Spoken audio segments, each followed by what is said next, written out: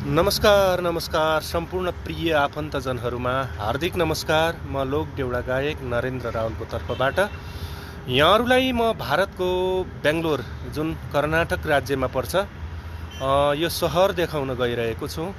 यहाँहरूले हेर्न सक्नुहुनेछ प्रत्यक्ष रूपमा। यो सहरलाई पर्यटकीय सहर मानिन्छ, जहाँ ठुल्ठुला गगनचुम्बी महलहरू देख्न सक्नुहुनेछ। यहाँले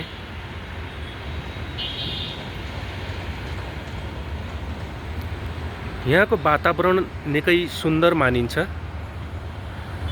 यसलाई रोजगारीको मुख्य आकर्षकको केन्द्र पनि मानिन्छ। यतापट्टि देख्नुहुनेछ यहाँहरूले विशाल महल बनिरहेको छ, जुन प्रविधिले बनिरहेको छ।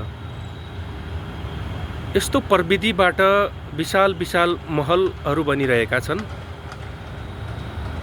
यहाँले कर्नाटक राज्य जुन बेङ्गलोर देखिरहनु भएको छ प्रत्यक्ष रूपमा। यहाँहरूलाई यो भिडियो कस्तो लाग्यो, जस्तो लाग्यो त्यस्तै प्रतिक्रिया दिनुहोला र साथै सेयर पनि गर्न नभुल्नुहोला। धन्यवाद।